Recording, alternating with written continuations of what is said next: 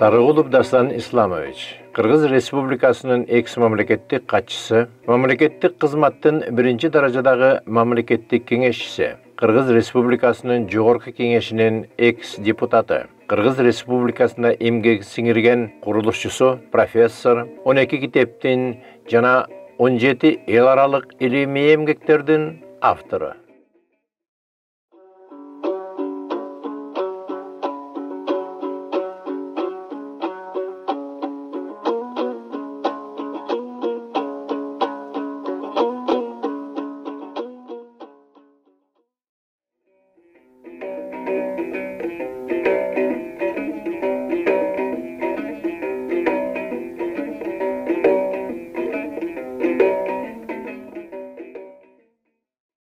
Bugünkü çağrılışımız mamleketimizdin 30 yıllık torkolu toyuna tuş kelip atat.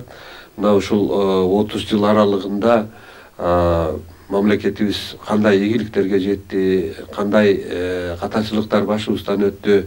Mına uşular tuurasında söylöşölü dep biz studiyabızga коомдук ишмер мурдагы мамлекеттик катчы Dastan Islamovich Sarıgulov agайды çakırganбыз. Kuş kelipsiz agay.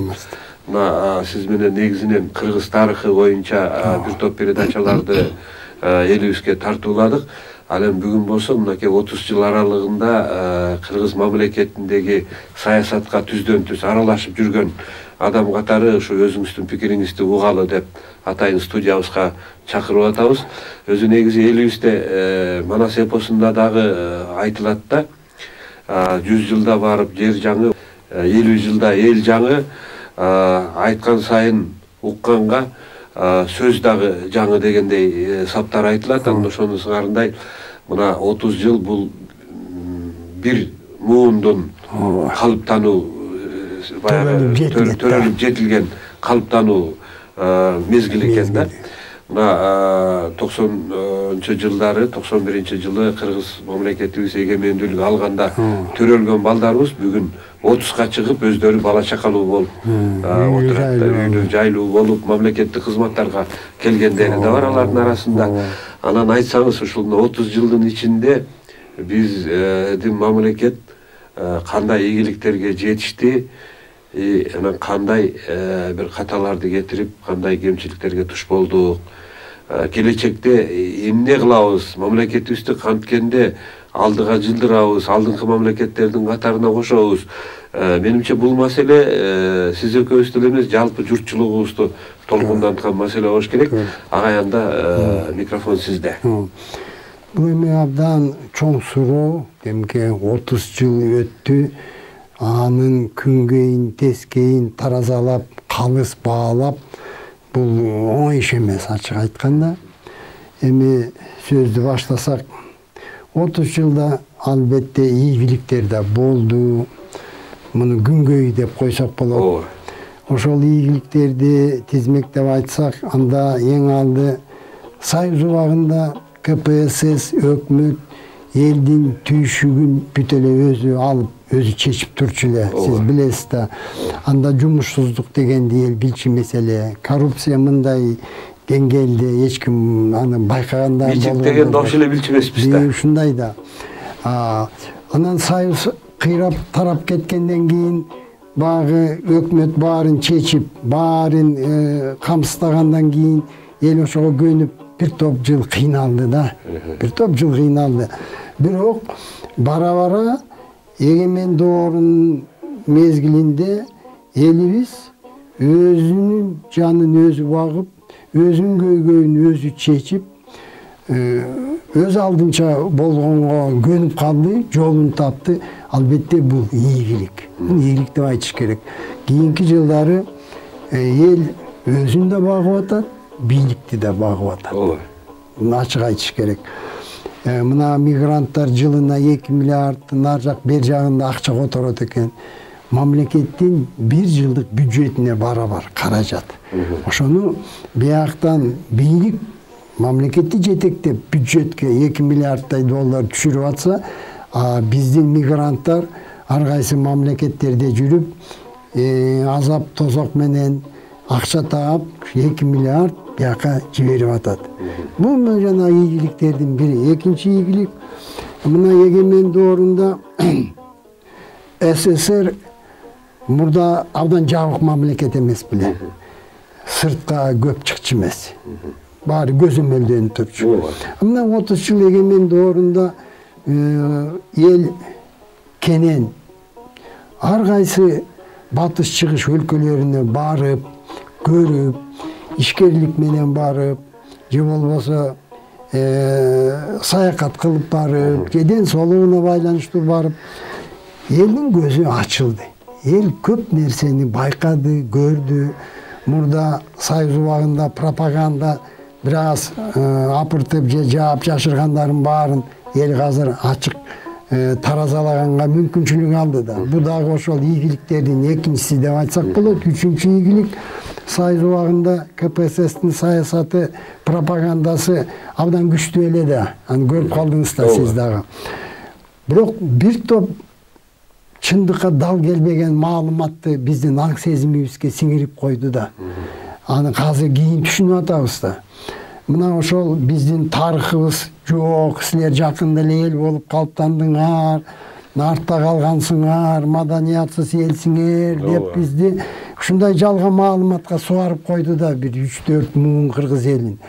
Мына үчүнчү чоң ийгилик азыр эгемен доорунда мүмкүнчүлүк пайда болду. Накты өзүбүздүн тарыхыбыз, өзүбүздүн бабаларыбыздын басып өткөн жолун, анын рухий дөөлөтүн, рухий казынасын, ушунун баарын калыс таразалаганга мүмкүнчүлүк ачылды. Албетте бул дагы ийгилик. Эгерде КПСС тура берсе, бул жөнүндө сөз кылуу мүмкүн эмес эле да, туурабы?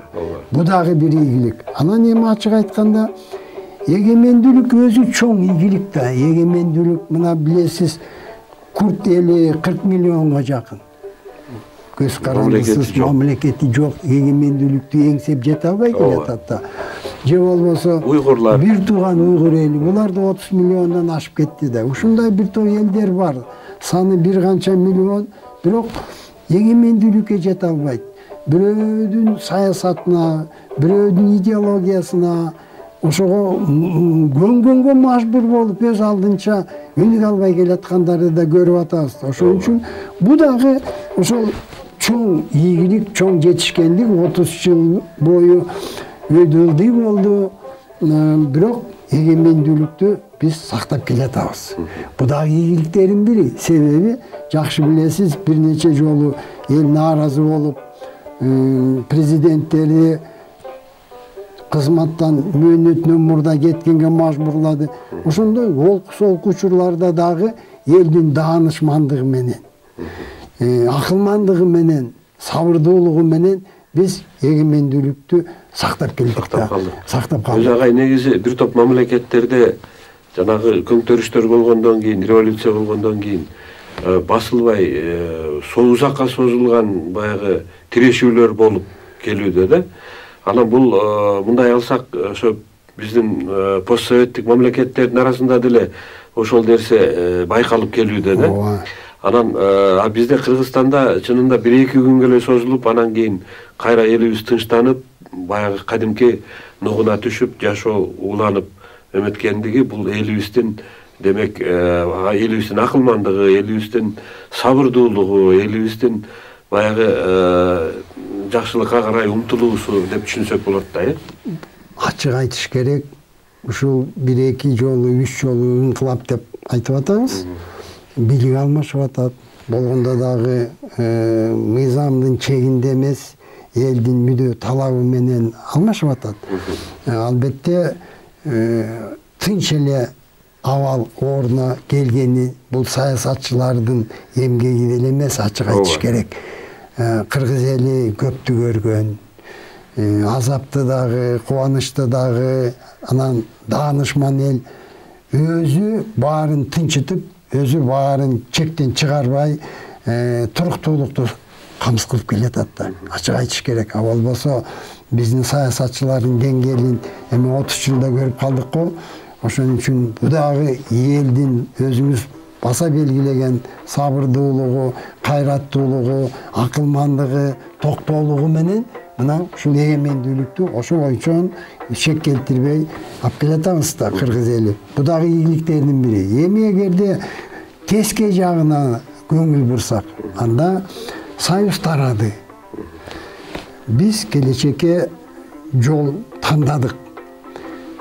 Ошондо кайсы жолду тандадык? Биз базар экономикасы элди турмушун көтөрөт дедик. Батыш үлгүсүндөгү демократия керек дедик. Ошого ылайык баш мыйзамды кабыл алдык. Жеке менчикти киргизиш керек деп жерге чейин жеке менчик кирди. Анан идеологиядан арылыш керек, бунун кереги жок экен деген да көз караш менен жолду тандадык да. Мына 30 жыл өттү. Бул жол өзүн актадыбы же актаган жокпу? Мына маселе ушул жерде болуп турат да. Эми эгерде калыс айтсак, 30 жыл ичинде баш мыйзамды 10 жолу өзгөрттүк. 11 жолу. 11 жолу өзгөрттүк. Өкмөт жетектеген адамдарды 30 жылда 30'ун алмаштырдык. Эки президент өздөрү качып, элге кылган кыянатчылык иштеринен коркуп өздөрү качып, бирөө соттолду, бирөө качып жүрөт, үчүнчүсү абакта жатат. Канча премьер-министрлер соттолду, туруктуулук болгон жок да. Анан ачык айтканда айыл чарбанын абалы талкаланып калды да. Өнөр жайды дагы колдон алдырып жибердик. Жүрүп отуруп экономика чарба багытында алсак, же болбосо кылмыштуулукту алсак, же болбосо мына азыр канатын жайган коррупция, бул саранча талааны баскандай эле болуп калды да азыр. Коррупция жок жерди бийликте табуу кыйын болуп калды. Демек, ушунун баары бир жыйынтыкка алып келет. Президенттер, депутаттар, премьер-министрлер элдин мүдөөсүн актай албаганын ачык айтышыбыз керек да. Эл үмүтү акталган жок. Себеби адилетсиз бийлик жүргүзүлүп атат. Эл бай кедей болуп бөлүндү. 2,5 миллион элибиз жакырчылыкта деп расмий маалымат айтып атат. Анан жумушсуздуктун кесепетинен 1 миллиондон ашык мекендештерибиз бөлөк жерге, бөтөн элге кетүүгө аргасыз болду да, жанын багыш керек да. Ошондой. Ушунун баарын жыйынтыктап алсак, анда ушул тандаган жолубуз өзүн актаган жок деген жыйынтыкка келебиз да. Себеби ошол сайры ыдыраганда тандаган жолубуз мамлекеттин саясий түзүлүшү, мамлекеттин башкаруу түзүмү жараксыз экенин турмуш көрсөттү да. Эгерде жарактуу болсо, анда эл 3 инкылапка барбайт эле да.